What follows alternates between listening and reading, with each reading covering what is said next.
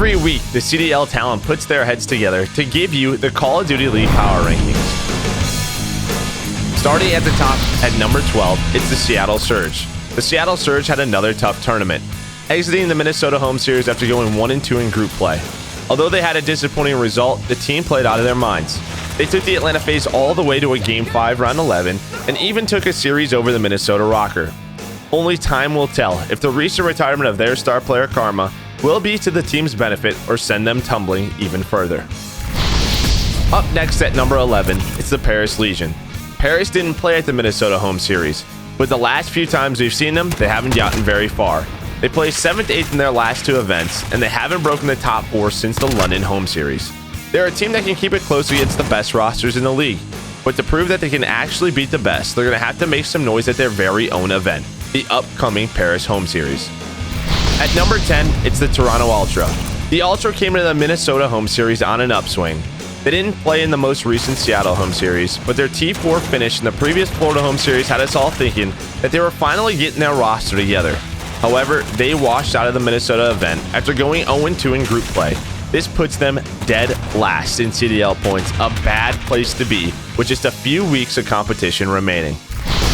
At number 9, it's the LA Guerrillas. The Purple LA squad moves up a couple of spots after their best placing this year. With Spart out and Saints back in, they secured T4 for the first time this season. The team earned T4 by taking down both Toronto Ultra and the Chicago Huntsmen, but they were ultimately eliminated by Atlanta FaZe in Game 5 of the semifinals.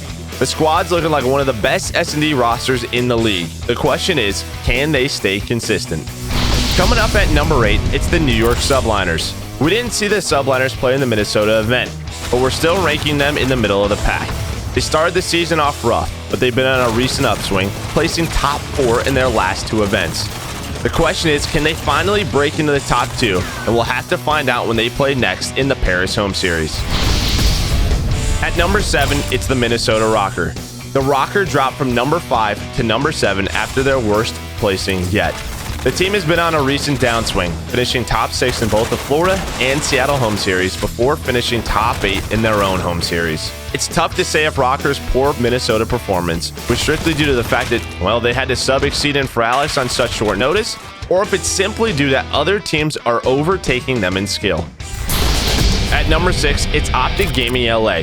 The Optic squad sat out of the Minnesota home series, but are locked and loaded for the next event. They still have yet to clinch a title this year, but the team looks like they're in the best form they've been in since the start of the season. We'll see if they can keep their momentum going into the Paris home series. Coming in at number 5, it's the London Royal Ravens. The London team didn't play in the Minnesota event, but they still sit in the top half of the power rankings after a fantastic top 2 placement in their most recent event. There's no doubt that their new addition Zero played a big role in their improved results. However, their real test will come in the Paris home series, where they'll have to prove that their great recent performance wasn't just a fluke. At number 4, the Chicago Huntsmen.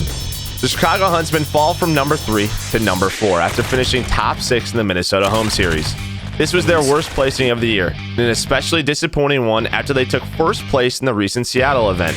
The team's greatest weakness seems to be their search and destroy. Out of the 5 S&Ds they played, Chicago Huntsmen lost 4 of them. At number 3, it's the Florida Mutineers. The Mutineers played the Minnesota home series with a fresh rookie awakening and took down the first event they ever played with him. This is Florida's 2nd championship title of the year, and they had to beat one of the toughest brackets to do so. On their way to the trophy, the Mutineers had to beat each of the top 3 teams in the CDL, the Chicago Huntsmen, the Dallas Empire, and the Atlanta FaZe. The Florida Mutineers will get the chance to run it back in the Paris home series. They managed to win again, it might just catapult them to the top of the list. At number 2, Dallas Empire. The Dallas roster was eliminated from the Minnesota home series event in a heartbreaking Game 5 round 11 to the eventual champions, the Florida Mutineers.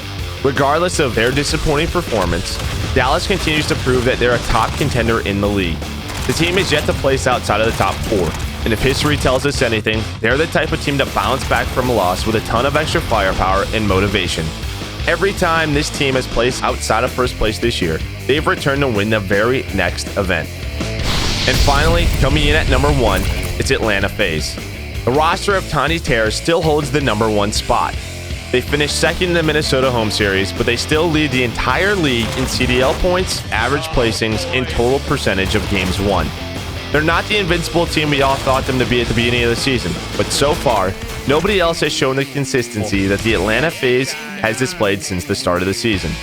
The Atlanta squad will get their shot at revenge in the upcoming Paris home series, where we might just get to see an Atlanta versus Florida rematch as early as the semifinals.